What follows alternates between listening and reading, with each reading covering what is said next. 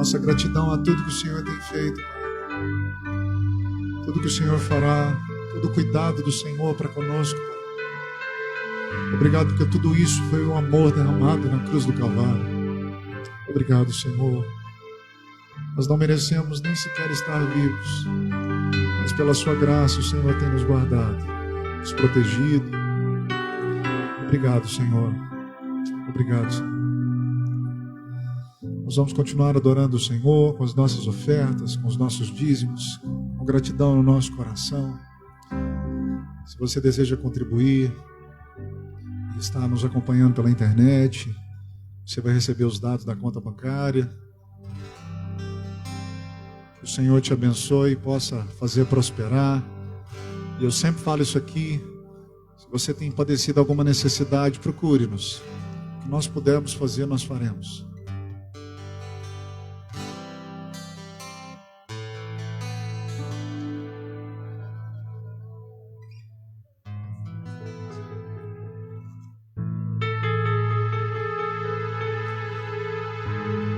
Gratidão no seu coração, traga sua oferta, traga seu dízimo, entregue ao Senhor. Fiel, constante, tão cheio de amor, tão poderoso, meu Senhor, me abraças, me sondas, conheces meu andar e gostas de me ouvir cantar. Eu sei que estás comigo, eu sei que estás comigo, eu sei que não me deixas sozinho em minhas lutas.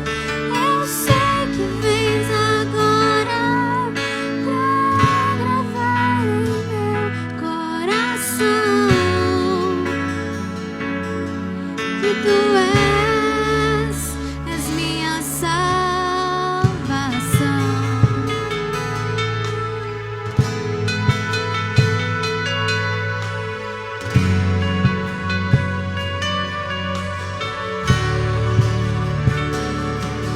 Gracioso, bondoso, misericordioso, tu és maravilhoso. Me abraças, me sondas, conheces meu andar e gostas de me ouvir cantar. Eu sei que estás comigo, eu sei que estás comigo, eu sei que não me deixas sozinho em minhas lutas. Eu sei que vens agora pra gravar em meu coração que tu és. Vamos cantar isso. Eu sei que estás comigo. Eu sei que estás comigo. Eu sei que estás comigo, eu sei que não me deixas sozinho em minhas lutas. Eu sei que vens agora pra gravar em meu coração que tu és minha salvação.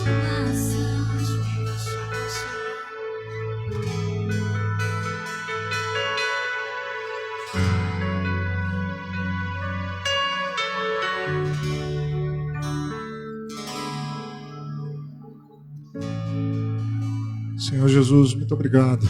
Obrigado por essa manhã. Não temos palavras para agradecer todo o cuidado, todo o amor derramado, dispensado para cada um de nós, dispensado por essa comunidade.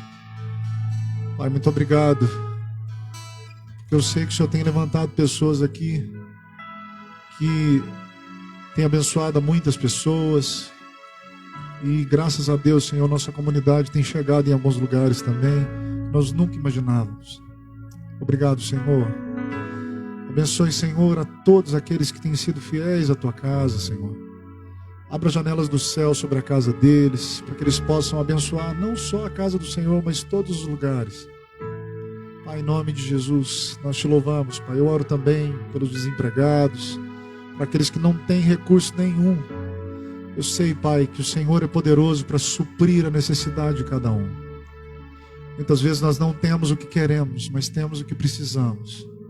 Obrigado, Senhor. Obrigado pelo Seu constante amor. Obrigado pelo Seu perdão derramado na cruz. Que em nome de Jesus, Pai, nós possamos experimentar cada dia mais da Sua doce presença.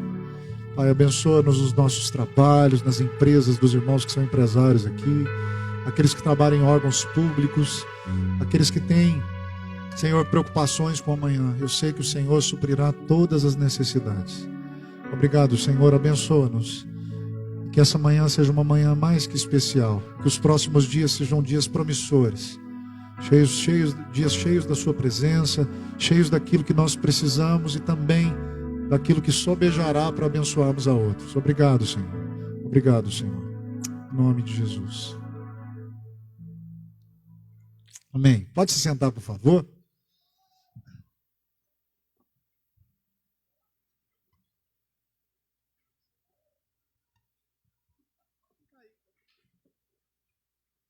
Preocupa não.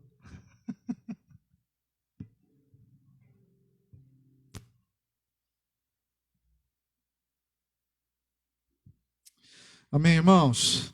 Louvado seja Deus. Nós vamos deixar os pedidos de oração para o final, para que nós não percamos tempo e já entremos na exposição da palavra do Senhor. Eu não sei se você tem sido abençoado pelos sinais de Jesus no Evangelho de João, mas isso me abençoou tanto. Deus falou tanto comigo nesses dias. Foram 7 domingos que eu falei sobre os 7 milagres de Jesus no Evangelho de João. João chama de sinais, porque eles apontam para Jesus. E quando João escreveu isso, já havia bastante tempo, já tinha passado um tempo grande que tinha acontecido tudo aquilo. Os historiadores até falam que um dos últimos livros escritos do Novo Testamento foi o Evangelho de João. Então João já tinha uma fé madura, João já tinha uma fé robusta, uma fé que nós precisamos ter, porque todos nós precisamos amadurecer na fé. E como a gente precisa amadurecer? Para quando vier a dificuldade, você não falar assim, vou desistir de tudo. Quando vem a dificuldade, você fala, vou desistir do casamento, vou desistir da minha casa, vou desistir do trabalho. Eu conheço pessoas que vivem desistindo da vida, porque a fé delas não é sólida. Mas o Evangelho de João vai trazer isso para nós. Eu não sei quem trouxe a água aqui, mas obrigado, eu não vi. Bom, quando nós começamos a falar sobre isso, João registrou esses milagres com alguns objetivos. E Jesus fez muitos outros milagres. Bruno, põe para nós João 21, 25, o último versículo do Evangelho de João. Esse é um dos versículos que há muito tempo eu tenho no meu coração. Se você me perguntar a qualquer hora, eu sei onde ele está. Porque eu sei que é o último que João deixou escrito. E João, ele se intitulava o discípulo amado, porque realmente ele foi o mais próximo de Jesus. Mas ele escreve assim, ó, Jesus também fez muitas outras coisas. Se todas fossem registradas, suponho que nem o mundo inteiro poderia conter todos os livros que seriam escritos. É lógico que ele fez uma hipérbole aqui. É um exagero, uma figura de linguagem. Nem todos os livros do mundo. Não é bem assim, né? Mas ele abençoou muita gente. E nós falamos de cada um dos milagres. O primeiro deles, Jesus transformou a água em vinho, mostrando que os elementos podem ser transformados apenas por Deus. Deus transforma um elemento em outro.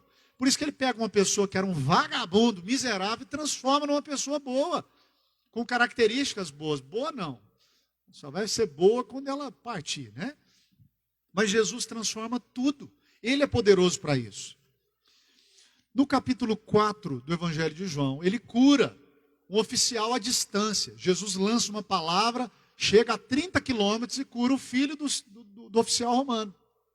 A 30 quilômetros eles lançam uma palavra. Então eu posso orar aqui e Deus pode visitar alguém no hospital agora.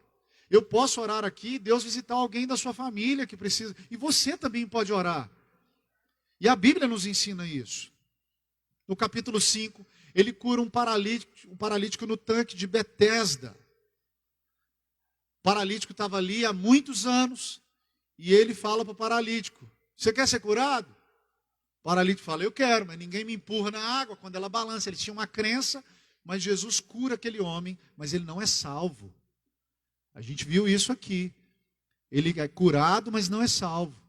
Cura e salvação, normalmente no Novo Testamento, caminham juntos, mas nesse caso esse homem não. Porque ele não professou a fé em Jesus depois. Mas Jesus está mostrando que ele tem poder sobre os efeitos do pecado.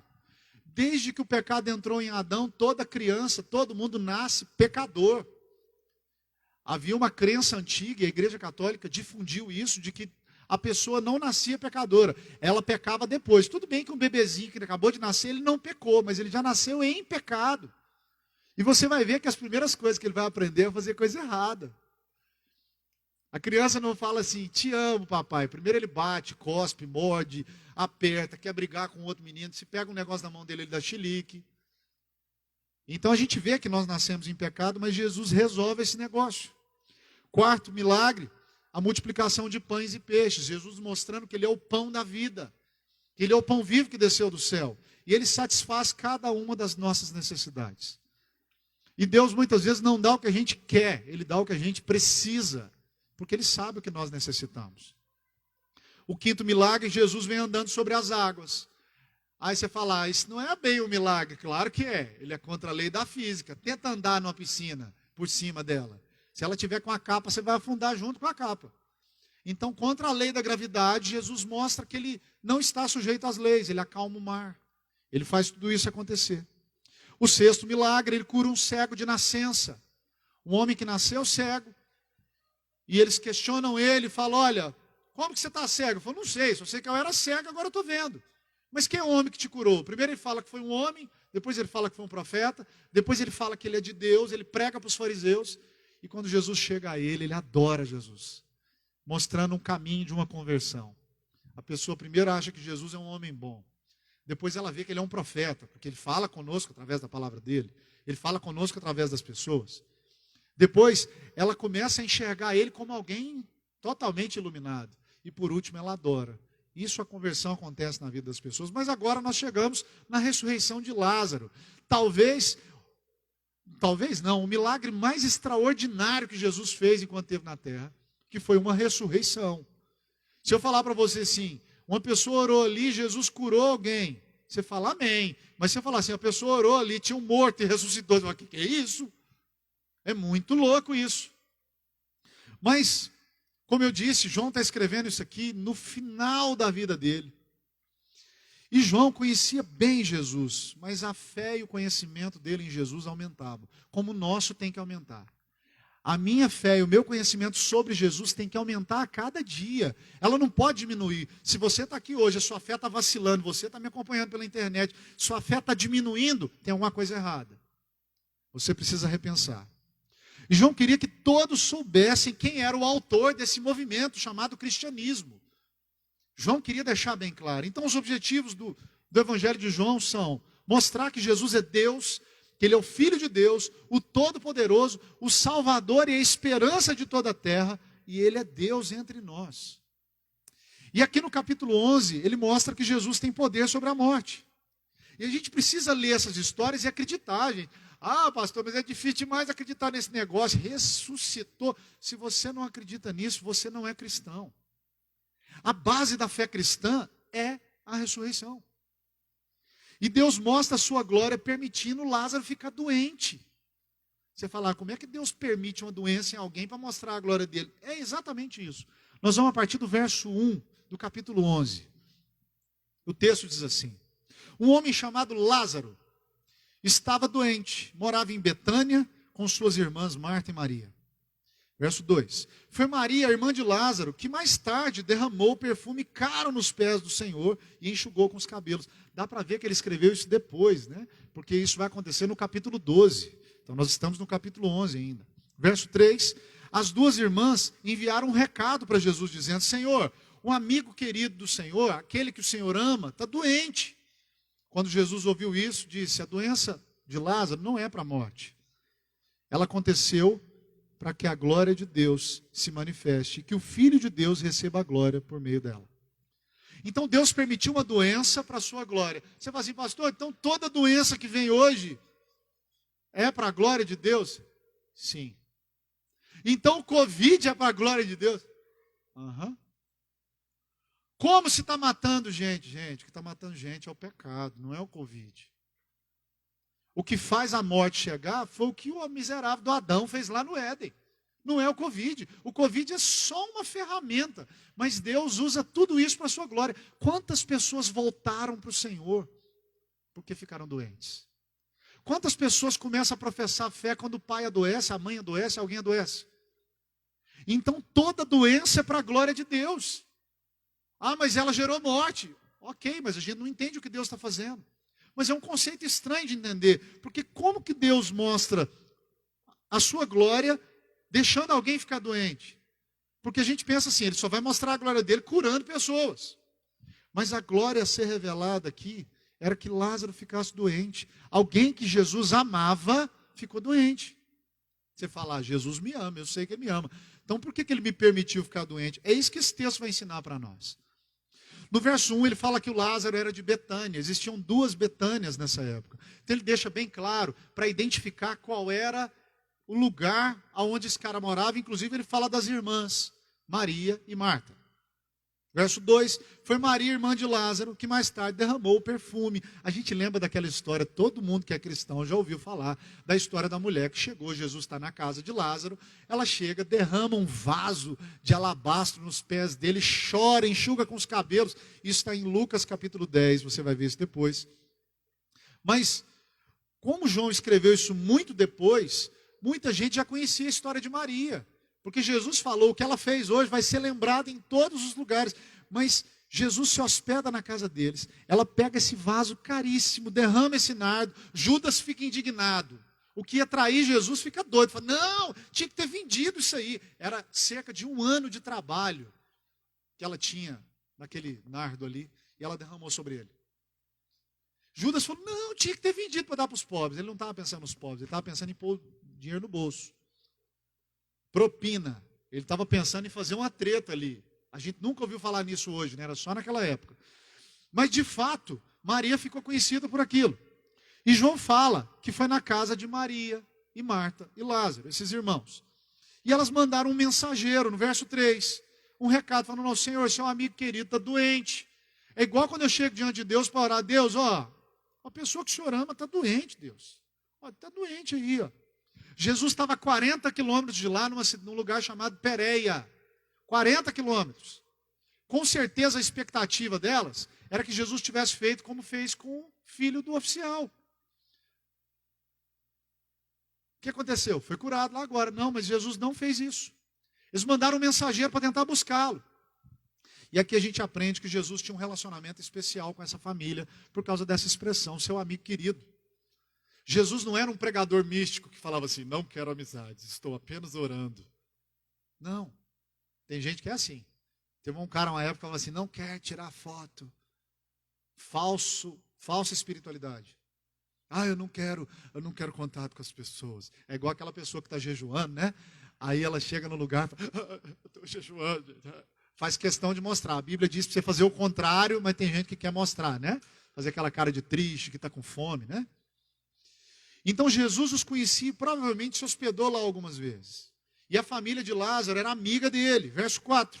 Quando Jesus ouviu isso, disse: a doença de Lázaro não é para a morte.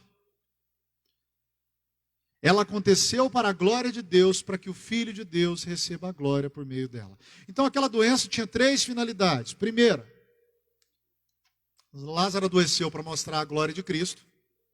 Que Jesus fosse exaltado e eles crescem nele. A gente vai ver isso lá no final. E para que as pessoas vissem que Jesus era Deus. Mas aqui tem uma importante lição. Deus manifesta a sua glória no meio do sofrimento. Deus manifesta a sua glória no meio do sofrimento. tive um acidente, tive um problema. Deus sempre manifesta a sua glória. Ao contrário do que se é pregado em algumas teologias, de que se você é de Deus, você não vai sofrer. Se você fizer isso, o parente seu não vai morrer. Não sei se vocês viram essa semana, na Índia. Os indianos pegaram seus deuses e jogaram no meio do lixão, e o pessoal estava passando trator em cima e quebrando. Por quê? Porque eles pediram para os deuses para não morrer os parentes de Covid, e o povo estava morrendo. Aí o cara falou, esse Deus não serve para nada, eu estou pedindo e ele não me responde. E a gente estava até falando isso ontem. Nesses lugares, o servo é escravo desse Deus de uma forma que ele tem que se submeter a ele em tudo. Nós somos escravos de Cristo, mas isso nos traz a liberdade, não escravidão. E muitos cristãos padecem, sofrem, se angustiam. Em 1 Pedro capítulo 5, verso 9, Pedro fala assim, olha, a irmandade no mundo inteiro está sofrendo perseguição. Você acha que não vai sofrer? Essa história de que você não vai sofrer se você andar com Jesus, isso é bobagem. Porque o Senhor nos dá a condição de suportar e manifestar fé nesse momento. Presta atenção no que eu vou falar. A fé manifestou nas duas irmãs de Lázaro. E esse é o propósito dos acontecimentos da nossa vida. Eu preciso pensar assim, presta atenção. De que maneira o meu sofrimento está glorificando Deus? Estou com um problemão lá no trabalho. De que forma o meu sofrimento vai causar glória para Deus? A minha dor, meus momentos difíceis. De que maneira eu posso ser um instrumento para mostrar que Deus existe em meio a essa tempestade? Olha que legal pensar nisso. Estou sofrendo, tem alguém doente, ou eu estou doente. De que maneira eu vou glorificar a Deus? Eu nunca vou me esquecer do testemunho de uma amiga nossa que faleceu, a Mariana. E ela teve um câncer jovem ainda. Pensa numa menina que nunca namorou, uma menina sensacional. Se demorou, eu não sabia, mas assim, é o que o pessoal falava, que era uma menina muito de Deus. E ela teve um câncer terrível que alastrou no corpo dela. A enfermeira que cuidava dela depois falou assim, olha, eu nunca vi uma menina assim. Nunca vi uma pessoa assim. Ela não reclamava hora nenhuma de dor. Ela estava sentindo muita dor. Ela só falava assim, estou com dor. Aplicava o remédio dela, mas ela não reclamava. Ela não gemia, assim, ela às vezes gemia de dor caladinha. Aí a mulher falou assim, mas você está sofrendo. Aí a enfermeira, depois que ela morreu, falou assim, eu nunca vi uma pessoa, eu vejo Deus nela. Eu enxergava Deus nela em meio ao sofrimento dela. É isso que a Bíblia está ensinando para nós. Em meio ao sofrimento, Deus quer que nós glorifiquemos o nome dele. O nosso problema é o seguinte, ao invés de ficar lambendo as feridas, ao invés de ficar chorando e reclamando as mágoas, a gente tinha que ter essa perspectiva. E a gente passaria melhor por esses momentos de sofrimento, inclusive vendo pessoas que Jesus ama sofrer. O nosso problema é que a gente acha que Deus tem que fazer o que a gente quer. Não, Deus tem que curar o fulano. Por quê? Porque eu sou fiel, poxa. Eu já vi gente orar assim. Eu sou fiel, Senhor, eu não aceito essa luta. Eu não aceito bater no meu carro, então não dirige. Eu não aceito acidente, então fica em casa. Se o teto não cair, acontece com todo mundo. Então, como que Jesus mostrou a sua glória? Permitindo a doença de Lázaro. Segunda forma que ele mostrou a glória. Ele demora a atender e espera Lázaro morrer. Você fala assim, Deus esperou ele morrer para glorificar ele mesmo? Sim. Verso 5. Jesus amava Marta, Maria e Lázaro. Ouvindo, portanto, que Lázaro estava doente, ficou ainda mais 2 dias. Você fala, ele podia ter voltado. Podia, mas ele ficou lá mais 2 dias. Depois disse aos discípulos, vão voltar para a Judéia. Aí ele gera um problema. Verso 8. Os discípulos se opuseram dizendo, Rabi, apenas alguns dias atrás o povo da Judéia tentou apedrejar o Senhor. Ainda assim o Senhor quer voltar para lá? Jesus responde, há 12 horas de claridade, todos os dias. Durante o dia, as pessoas podem andar com segurança, conseguem enxergar, pois tem luz desse mundo. À noite, porém, corre o risco de tropeçar, porque não há luz.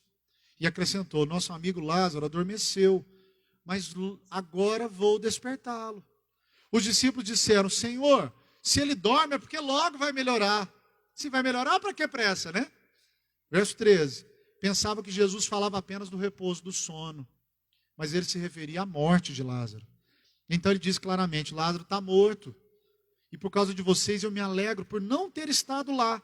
Agora vocês vão crer de fato. Venham e vamos até ele. Tomé, apelidado Gêmeo, ou Dídimo, no original, disse aos outros discípulos: vamos até lá também para morrer com Jesus. Então Jesus mostra a glória dele ficando lá esperando. O amigo dele está doente, mas ele ficou lá esperando. Por quê? Porque ele queria que a situação piorasse. Como assim que ele queria que a situação piorasse? Quanto mais difícil a situação, mais o poder de Deus vai manifestar. Talvez você está passando um momento dificílimo na sua vida. Quanto pior ele ficar, quando Deus fizer algo, a glória de Deus vai ser maior. Como eu disse antes, qual que é o milagre maior? Uma cura ou uma ressurreição? Não tem nem o que falar. Então a glória é maior ressuscitando um morto do que curando um doente. Por isso que quando ele recebeu a notícia, ele ficou quieto. Ele demorou mais 2 dias e Lázaro morreu. Como não tinha WhatsApp naquela época, o mensageiro foi caminhando um dia, chegou lá, Lázaro morreu. Quando ele estava falando com Jesus, Lázaro morreu. Ele voltou, Lázaro estava morto. Jesus esperou mais 2 dias e era um dia de caminhada a pé para chegar. Então Jesus demorou 4 dias para chegar lá. Marta até vai dizer assim, o morto está fedendo. Não tira ele daí não. A gente vai ver lá na frente. Mas sendo Deus, ele sabia que Lázaro morreu. Ele tem controle. Algumas pessoas podiam dizer, mas ele não podia ter poupado o sofrimento da família? Poderia. A gente pensa assim com os filhos, né? A gente quer poupar o sofrimento dos filhos. Isso está na humanidade. A gente quer poupar as pessoas que nós amamos de sofrer. Senhor, aquele que o Senhor ama está doente. Ok, obrigado. Vamos lá? Não, agora não. É estranho, né? É estranho pensar assim, poxa, parece que ele não está importando. Mas ele está falando, eu vou esperar. A gente ora, Senhor, aquela pessoa que o Senhor ama está doente. Eu já orei muitas vezes no hospital, Senhor, teu servo está aqui na cama. A gente acha que ele está demorando. E a angústia aumenta. Porque Deus tem um propósito. Paulo só queria que Deus tirasse o espinho da carne dele. Quem já teve espinho no pé aí sabe o que é isso. Você fica doido, imagina na carne. A gente só quer que Deus resolva. Mas a resposta de Deus para Paulo, o que é? A minha graça te basta. Porque o meu poder se aperfeiçoa na sua fraqueza. Então quando você está para baixo, é quando Deus faz mais. Porque Deus é glorificado. Inclusive quando ele demora a atender. Sabe para quê? Para amadurecer a nossa fé. Eles tinham acabado de sair de Jerusalém. Jesus tinha dito que ele era Deus. Os judeus começaram a pegar pedra para jogar nele. Vamos apedrejar o cara. Mas aí Jesus responde, quanto tempo de luz tem o dia? 12 horas. Então, enquanto eu estou vivo, enquanto tem luz, enquanto eu estou aqui no mundo, eu tenho que fazer a vontade do meu Pai. Os discípulos estavam com medo de morrer. Ele fala, minha hora não chegou ainda não, gente. Enquanto não chegou a minha hora, eu vou fazer a vontade do Pai. Ele fala, vou voltar sim. Enquanto eu estou aqui no mundo, tem luz. A hora que eu for embora, as trevas vão vir. Aí ele fala no verso 11, nosso amigo Lázaro morreu. Quando ele diz nosso amigo, é sensacional. Porque ele não está falando meu amigo. Todo mundo era amigo. A família de Lázaro provavelmente era uma família abastada, que recebia muitos irmãos. Eles tinham condição de receber, porque ele está falando nosso amigo. Eles deviam ter feito muitas refeições com eles. E ele fala, não, Lázaro está dormindo. E o termo dormir é muito comum para referir à morte do cristão no Novo Testamento. Porque morrer é como dormir. Você viu que você dormiu essa noite? Eu espero que todos tenham dormido. Mas tem gente que passa a noite em claro. Mas assim, você dorme, de repente você acorda e o dia começou de novo. Então a morte para o cristão é isso. Nós vamos morrer e ressuscitar. É semelhante a isso. E quando nós dormimos, nós não sabemos se acordaremos. Mas a gente sabe que vai estar na eternidade, se for a hora. Alguns usam isso de maneira errada. Fala assim, todo mundo que morre, dorme e fica inconsciente. Não é verdade. Não é verdade. Em Lucas 16, Jesus conta a história do mendigo e de Lázaro. Quem lembra dessa história? Jesus, ele narra uma história de um mendigo que morreu e foi para o céu, e um rico que morreu e foi para o inferno. E o rico fala para o mendigo assim, eu tenho 4 irmãos ainda, manda alguém pregar para eles lá. De forma consciente. Então quem morre, morre consciente. Você fala, tanto é que o Espiritismo até vai criar uma linha sobre isso, para tentar conversar com essas pessoas, mas ninguém conversa com o morto. Mas a pessoa está consciente, a gente vê por esse texto. Então a Bíblia se refere à morte como sono para dizer que ela é provisória. Por enquanto. Por isso que a gente canta nos velórios, porque ele vive, posso crer no amanhã. Eu posso crer no amanhã porque ele está vivo. Porque a morte para Jesus é como um sono, porque ele tem poder de acordar a pessoa da morte. É isso que o texto se refere. Então os discípulos não entenderam. No verso 12, eles falam assim, Senhor, se ele dorme é porque vai melhorar logo. Verso 13, eles pensavam que Jesus estava falando de sono. Não, ele só está dormindo, passou mal e está dormindo. Não. Jesus pacientemente, eu não tenho essa paciência do Senhor, eu tenho buscado isso dele. No verso 14 ele fala, Lázaro está morto, gente. Pacientemente. E é por causa de vocês que eu me alegro, por não ter estado lá. Pois agora vocês vão crer de fato. Jesus sabia o que ia fazer. Ele estava feliz porque sabia que algo ia acontecer. Porque se tivessem ido, se Jesus chega lá, Lázaro está doente. Pá, levanta, Lázaro. Estava curado. Mas o milagre foi muito maior. Ele não foi fazer uma cura, ele foi fazer uma ressurreição. Então Jesus deixa a situação chegar no extremo, para que todo mundo falasse assim, só Deus podia fazer isso. Para que eles enxergassem que Jesus era Deus. Aí Tomé, que é aquele incrédulo, né? Se eu não tocar e se eu não ver, eu não vou crer. Você vai ver lá no capítulo 20. Tomé fala assim, então vamos para morrer também. Entendeu nada. Ele não entendeu nada que Jesus estava falando. Nada. Se é para morrer, vão morrer todo mundo. Aí vem a parte teológica, porque quando Jesus chega na aldeia de Betânia, Marta vem e começa o diálogo com ela, manifestando fé de Marta. Verso 17. Quando Jesus chegou a Betânia, disse-lhe que Lázaro estava no túmulo há 4 dias. Então ele morreu no mesmo dia que Jesus recebeu a notícia. Verso 18. Betânia ficava a 3 quilômetros de Jerusalém. Algumas versões vão dizer 15 estádios. Só para você entender, se a sua Bíblia for essa versão. Verso 19. E muitos moradores da região tinham vindo consolar Marta e Maria, o que prova que era uma família muito querida. Pessoas vieram de todo lugar e muitos vieram chorar. Mas isso, Deus estava providenciando uma multidão para todo mundo ver o que Jesus ia fazer. Então Deus tinha um propósito em tudo. Verso 20. Quando Marta soube que Jesus estava chegando, foi ao encontro dele. Maria, porém, ficou em casa. Isso nos faz lembrar Lucas 10, né? Em Lucas capítulo 10, aquele texto que eu citei, Maria está lá sentada aos pés de Jesus, ele está na casa de Lázaro, Maria está sentada aos pés de Jesus, e você vai ver que isso aconteceu depois, ela está lá nos pés de Jesus e Marta trabalhando. Aí Marta fala assim, ô Jesus, manda Maria me ajudar aqui. Ele fala, Marta, Marta, Lucas 10, 41, 42. Marta, Marta, você anda preocupada demais. Inquieta com todos os detalhes, apenas uma coisa é necessária, mas Maria escolheu a melhor parte. E Maria ficou lá nos pés de Jesus. Marta era agitada e Maria era mais calma. Verso 21. Marta disse, se o Senhor tivesse aqui, não tinha acontecido isso. Eu já falei isso para Deus algumas vezes. Se o Senhor tivesse aqui, não tinha acontecido isso. E volta e meia nós nos pegamos fazendo esse tipo de oração. Ela está professando a fé, ela não está reclamando. Você sabe por quê? Porque nos evangelhos, todo mundo que morria perto de Jesus ressuscitava. Quem estava doente era curado. Então ela sabia que se Jesus estivesse lá, ninguém que fica na presença dele fica doente.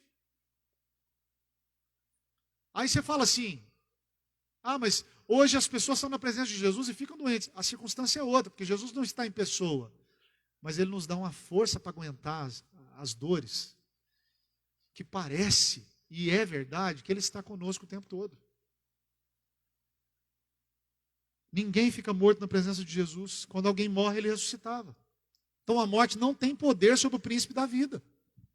Aí ela fala, se o Senhor estivesse aqui, ele não tinha morrido, é verdade. Mas essa doença e morte é para manifestar a glória de Deus. Verso 22. Mas eu sei que mesmo agora, Deus lhe dará tudo que me pedir. Tudo que o Senhor pedir, ele vai dar. Sabe, ela manifestava uma confiança em Jesus, porque ela tinha visto milagres. Aí no verso 23 ele fala, o seu irmão vai ressuscitar.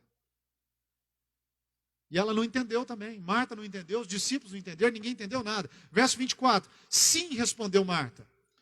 Ele vai ressuscitar quando todos ressuscitarem no último dia.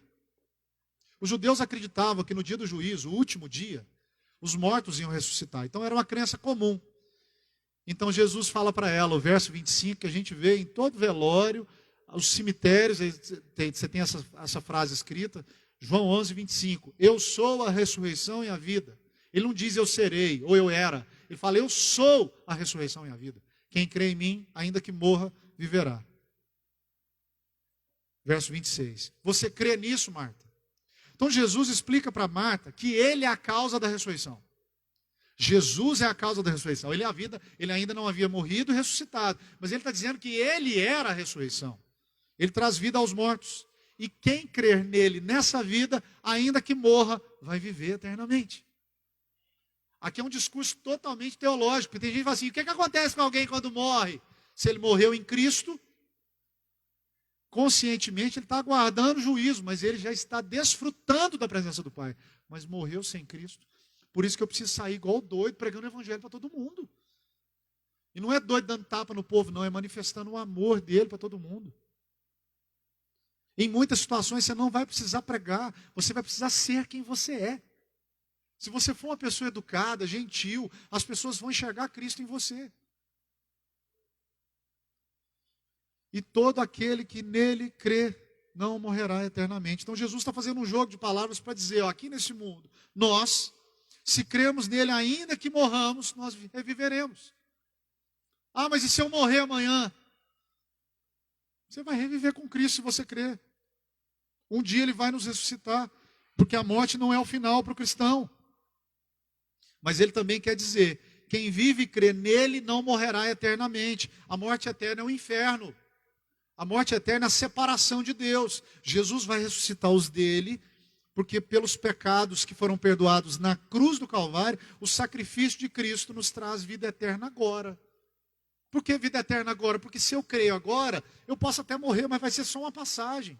É vida eterna. Mas para aquele que não crê, ele está perdido. Porque ele vai ter morte eterna. Então Jesus está dizendo para Marta, eu sou a ressurreição e a vida. Primeiro a ressurreição, porque a vida eterna depende da minha ressurreição. Ele está dizendo para ela, e que palavras maravilhosas. Mas ditas na boca de um homem comum parece loucura. Se eu disser para você assim, eu Vinícius, sou a ressurreição e a vida. Ainda bem que não tem pedra. Porque os irmãos vão dar pedrada em mim, com razão. Então as pessoas falavam assim, gente, ou ele é um louco megalomaníaco, ou ele é quem ele disse, ele é Deus. E é isso que eu preciso crer. Aí eu te pergunto, como que um cara louco, mentiroso, megalomaníaco, conseguiu criar um movimento que há mais de 2000 anos está abençoando tanta gente e que gerou tanto compromisso de fé, ao ponto das pessoas serem crucificadas, lançadas para as feras, queimadas, mas não negavam sua fé. Esse cara não pode ser um louco. A gente está diante da declaração mais divina de Jesus, mostrando que ele é Deus, a divindade dele.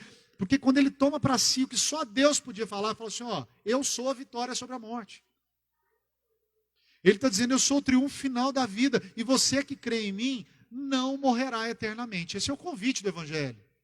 Se arrependa dos seus pecados, crê em Jesus e você vai viver eternamente. E ele confronta Marta, fala, Marta, você crê nisso? Verso 26, finalzinho. Você crê nisso, Marta? Aí ela responde, 27, sim, Senhor. Eu creio que o Senhor é o Cristo, o Filho de Deus, aquele que veio ao mundo da parte de Deus. Ela manifesta a fé e compreende quem Jesus é. Do verso 28 ao 37, revela a humanidade de Cristo. Porque tem gente que quer falar assim, não, Deus é Deus, Ele está lá no trono e eu estou aqui. Não, Ele mostra a humanidade dele. Porque Ele fala, eu sou a ressurreição e a vida, e quando Ele chega no lugar, Ele chora. Aí tem gente que fala assim, não, Ele chorou porque Ele era humano. Ele era 100% homem e 100% Deus. Verso 28. Em seguida ele falou, Marta volta para casa, chama Maria e fala, o mestre está aqui, quer ver você. Maria se levantou e de imediato foi até ele. Jesus tinha ficado de fora do povoado, onde Marta tinha encontrado com ele. Quando as pessoas estavam na casa e viram Maria sair apressadamente, imaginavam que ela estava correndo para o túmulo para chorar. Verso 32. Assim que chegou ao lugar onde Jesus estava e o viu, caiu aos seus pés e disse, se o Senhor estivesse aqui, Ele não tinha morrido. Mostrando que ela e Marta estavam conversando. Se Jesus estivesse aqui, não tinha acontecido isso. Eles estavam sofrendo. Verso 33, quando Jesus viu Maria chorar e o povo também, sentiu profunda indignação e grande angústia. Olha a humanidade dele. Jesus era um homem como eu e você. Verso 34, onde colocaram? Ele perguntou. Eles responderam, vem e veja.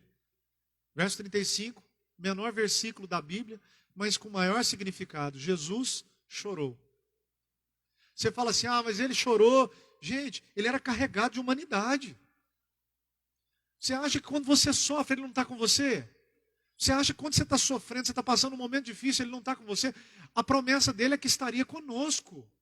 É isso que nós temos que entender, que o cristianismo não promete que você vai dar tudo certo na sua vida, não. Ele promete que vai estar com você.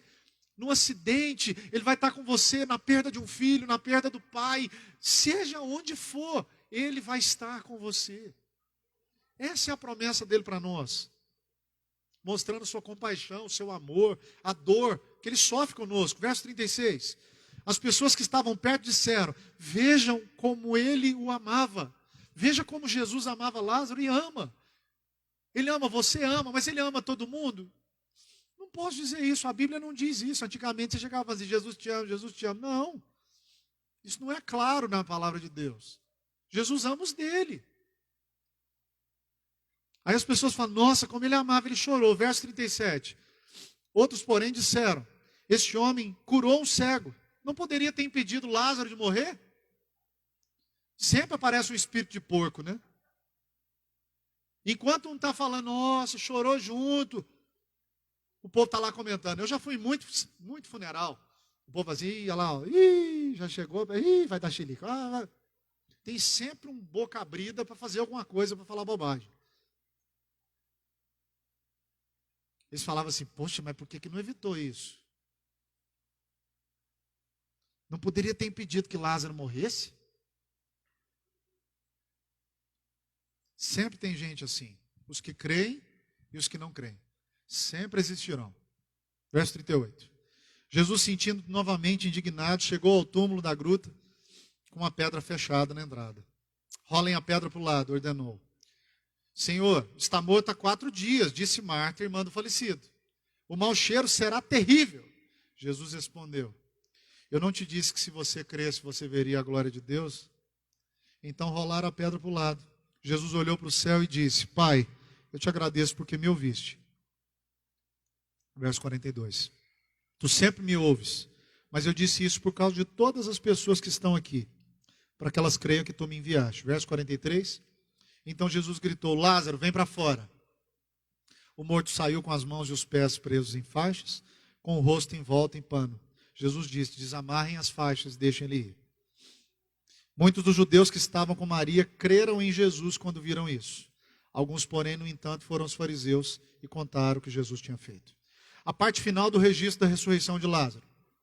Jesus está emocionado, eles vão no cemitério particular, o que prova que essa família tinha condição, porque só tinha uma gruta especial separada, quem tinha grana. Eles não tinham o hábito de enterrar na terra, por causa da lei de Moisés. Eles enrolavam a pessoa com faixas untadas com especiarias. Assim aconteceu com Jesus. E a razão pela qual a pedra é colocada na porta, porque a lei de Moisés impedia o contato com o morto. Quem tocasse no morto ficava impuro. Então eles pegavam o morto, carregavam em panos, ou sabe-se lá em que, tipo uma maca, punha lá no negócio lá, vinha, punha a pedra e ninguém põe a mão mais, para não ficar impuro. E Jesus chega no local e o cortejo foi junto. Isso aqui foi tudo proposital. Deus está no controle de tudo. O povo foi seguindo. E ele manda tirar a pedra. Marta, com quem ele tinha conversado, falou, Senhor, está fedendo, Senhor. Já tem 4 dias, está em decomposição. Jesus respondeu, eu não te disse que se você crer, você vai ver a glória de Deus. Olha como a fé do crente oscila. Marta crê em Jesus, ela acabou de falar, eu creio que o Senhor é o Filho de Deus. Mas aí ela oscilou, a nossa fé oscila. Você está bem com Deus, e de repente, deu um trem errado. Não, mas também que droga, parei de ler a Bíblia, parei de orar. Nós somos muito como Marta. E nós temos que tomar muito cuidado, porque tem gente que quando vai para baixo, se deprime e não volta. Tem gente que afunda, afasta, ouve uma bobagem na internet, esfria na fé. Eu sempre digo aqui, cuidado com os falsos profetas. Cuidado com os coaches de hoje. Eu já vi gente desviar, gente se afastar do Senhor por ouvir bobagem e acreditar naquilo. Não acredita na Bíblia, até porque nem lê a Bíblia. Muita gente é assim. E um dos alvos da fé cristã é a maturidade. Maturidade. Eu vou te dar um conceito bem simples. Maturidade é a capacidade que você vai desenvolver ao longo dos anos de permanecer estável na fé, mesmo quando tudo está bom ou ruim. Porque tem gente que quando tudo está bom, ele larga tudo também, vai curtir. Quando tudo está ruim, ele entra num buraco de depressão e fica ruim. Então, coisas boas e ruins não alteram sua fé. Isso é maturidade. E esse é o objetivo para todo cristão. Esse é o alvo da nossa vida, a perseverança, a maturidade, a experiência. Mas nós somos como Marta. Senhor, está fedendo. Quer que eu tire a pedra? Marta, eu não te falei que se você crer, você vai ver a glória de Deus, no verso 40. Ele fala, sim, mestre. Então tira a pedra, gente. Tiraram a pedra. Jesus ora diante do túmulo, não pede nada. Ele agradece. Verso 41. Rolaram a pedra e Jesus diz, Pai, eu te agradeço porque tu me ouviste. O que prova que orar de cabeça baixa é tradição. Fecha o olho. A gente faz com a criança para ver se ela presta atenção, né? Eu já fiz muito com as meninas. Mas assim, a Bíblia não diz nada disso. Não coloque como regra o que a Bíblia não diz. Amém, gente? Tem que orar de olho fechado. Só pode orar de joelho. Ridículo. Jesus está provando que tem nada a ver. Ele olhou para o céu e orou. Então não julgue alguém que ora de olho aberto. Amém, gente? Jesus fala, eu te agradeço porque tu me ouviste. O que prova que quando ele estava na Pérea, ficou sabendo que Lázaro estava doente, ele orou. Ele já orou para Deus ressuscitá-lo. Jesus orou como homem. E diante do túmulo ele disse, Senhor, eu sempre, verso 42, eu sei que o Senhor sempre me ouve. Mas eu disse isso por causa de todas as pessoas que estão aqui, para que elas creiam que o Senhor me enviou. Estou orando aqui, mas o crédito é seu, Senhor. Eu estou orando aqui, o Senhor me usou, mas a glória é do Senhor. O Senhor vai ressuscitar Lázaro, mas a glória é do Senhor. É o Senhor me usando. Poucas pessoas fazem isso. Tem gente que quando Deus usa, rapaz, mas eu sou bom, viu? E começa a falar de si, falar de si, falar de si. É um conceito que eu tenho comigo. Sermão, o púlpito, não é para você falar de você. É para você falar da palavra de Deus e pronto. Mas a gente acaba falando da gente. Então o Senhor já me ouviu. Ele fala assim, olha, eu estou aqui, o Senhor já me ouviu. E desde o começo Jesus queria manifestar a glória de Deus. Verso 43. Lázaro, vem para fora. Com essa palavra o poder de Deus foi lá no cadáver. A mesma palavra que disse, haja luz. E a luz acendeu. A mesma palavra que soprou no boneco e virou o Adão. Vida. Lázaro estava enfaixado, imagina a cena. E não tinha fedor. Não tem nada relatado. Já fedia. Não, o cara estava vivo. Verso 44. E o morto saiu, com as mãos e os pés atados, presos com faixas, o rosto envolto no pano. Jesus diz, desamarre as faixas, deixa ele ir. Os estudiosos chamam atenção para o negócio. Jesus fez o que Deus podia fazer, mas o que o homem podia fazer, ele pôs para fazer. Ele podia ter falado assim, sai pedra. E a pedra, sozinha. Não, mas ele mandou empurrar a pedra. Tira a faixa. Ele podia fazer assim, as faixas sumiam. Ele é Deus. Mas o que eu tenho que fazer, sou eu que tenho que fazer. Eu deixo o resto com Deus. O meu papel é orar e pregar o evangelho. O papel de Deus é salvar. O nosso problema é que a gente ora para os nossos parentes e fala, nossa, mas eu gosto tanto dessa pessoa. Ela tem que ser salva. Ai, Jesus. Então prega para ela. Não é porque eu gosto de alguém que Deus vai salvar a pessoa. Você está entendendo? Então o nosso papel é pregar, o papel de Deus é salvar. Versos 45 e 46, o resultado, já estou terminando. Muitos dos judeus que estavam com Maria creram em Jesus quando ouviram isso. Creram no mínimo que ele era alguém de Deus, né? Pelo que ele fez. Uma ressurreição, gente. Pensa você ir para o cemitério, está todo mundo indo no cortejo, já colocaram o corpo lá, aí, de repente, a pessoa volta andando. Tem gente que sai correndo, né? Tem até umas pegadinhas assim, né? O cara levanta do caixão, sai todo mundo igual louco, destrambelhado. Verso 46, alguns, no entanto, foram aos fariseus e contaram o que Jesus tinha feito. Foram aos fariseus e disseram, você estava com um problema antes quando ele curava. Agora o cara ressuscitou. Um cidadão aí. E todo mundo viu. E não deu outra. Quando Jesus volta para Jerusalém, o que o povo faz? Hosana, Hosana, bendito é o que vem em nome do Senhor. Querem fazer dele rei. Mas era tudo fogo de palha, porque uma semana depois estavam gritando, crucifica, crucifica. Mas os judeus sabiam que a popularidade de Jesus aqui disparou. O Instagram dele ganhou milhões de pessoas, muitos likes. A gente sabe que tudo ficou assim. Mas o que a gente aprende com esse texto? Primeira coisa, Deus revela a sua glória mesmo em meio ao nosso sofrimento. Você vai sofrer, Deus revela a glória dele. Nos nossos problemas, nas nossas angústias, na nossa oportunidade de estou doente, manifesta o amor dele em mim, a compaixão dele, o sentimento pelo povo. Deus sempre está fazendo algo através do sofrimento. Enquanto o Covid veio para o mundo, sabe o que o Covid fez? Fez o rico e o pobre ficar igualzinho. O rico tinha iate, tinha isso, tinha aquilo. Pegou a doença, vai lá para o hospital, vai usar o mesmo tubo de oxigênio que você usou, a mesma máscara. Ah, não, mas ele tem condição de fazer um exame melhor, ok. Mas eu vi um milionário falando na internet outro dia, ele falou assim, cara, esse negócio fez todo mundo ficar igual. O que adianta eu ter um monte de coisa se eu não pude salvar a vida da minha mãe?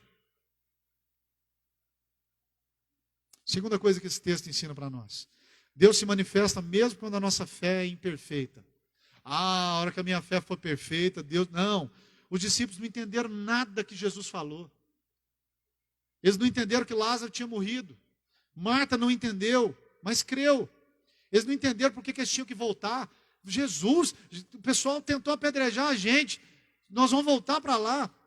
Apesar de todos os vacilos, Jesus continua nos usando. Apesar de você falhar em muita coisa, Jesus continua te usando. Eu também. E Jesus nos mostra que Ele é plenamente Deus. A revelação perfeita de Deus. Que experimentou as nossas dores, experimentou da nossa natureza, chorou as nossas lágrimas, sepultou os nossos mortos. Então Ele sabe o que é ser um de nós. Por isso Ele pode interceder por nós. Por isso Ele é o único que pode mediar entre Deus e os homens. Eu não sei se você está me assistindo pela internet ou está aqui e acredita nisso. Tem muita gente que fala assim, ah não, Maria, a mãe de Jesus, é uma intercessora. Deixa eu te falar um negócio. A Bíblia diz o contrário disso. O único mediador entre Deus e os homens é Jesus Cristo. E Ele não usa Maria, Ele não usa Aparecida, Ele não usa o José, o Pedro, o Paulo. Não, Ele usa Cristo. A nossa ponte até Deus é o Senhor Jesus Cristo. Não tem outro mediador. Ele é o único. Terceira coisa que nós aprendemos, João, vem para cá, por favor. A gente aprende com esse episódio que vai ter ressurreição. Como assim? Vai ter ressurreição. Ninguém vai ficar morto para sempre. Se você crê em Jesus, você pode morrer fisicamente, mas logo depois vai chegar o tempo. Essa é a lição mais importante. Você tem que ter fé em Jesus, porque a morte não é o fim para quem crê. Não é o final. Não é o inimigo. Ela é o inimigo final, mas não é o final. E tem gente que não gosta de falar de morte. Gasta tudo que tem para tentar ficar vivo. Mas a morte é o inimigo final, mas não para nós. Porque Jesus já venceu a morte. E Ele foi o primeiro a ressuscitar. E quem crê em Jesus, a morte não é o final, porque um dia ela vai ser vencida. E você que crê em Jesus, um dia vai ser ressuscitado. Portanto, se você está aqui sofrendo, tudo acontece para a glória de Deus. E seu sofrimento não quer dizer que Jesus não te ama. Se você está sofrendo e padecendo por alguma coisa, não quer dizer que Ele não te ama. Quer dizer que tudo isso está cooperando para você ficar parecido com Jesus. Todas as coisas cooperam para o bem daqueles que amam a Deus. Esse bem é Jesus em nós, sendo formado. E por último, se você acha que Deus está demorando, a demora de Deus sempre tem um objetivo. Ontem eu vi uma menina escrevendo na internet assim, será que eu vou casar? Meus parentes tudo casaram. Deus está sondando seu coração. A maioria dos desertos que nós passamos são para ver onde está o nosso coração. Luta financeira, luta sentimental, luta espiritual, é para ver onde está o seu coração. Em Deuteronômio capítulo 8, Deus fala para o povo assim, eu te pus no deserto para ver onde é que estava o coração de vocês. O quanto você está disposto a perseverar até o fim. Porque um dia todos nós morreremos. E a nossa esperança é Jesus. Ele é o Salvador do mundo. Creia nele. e a morte vai ser só um sono. Amém? Vamos ficar de pé, vamos orar.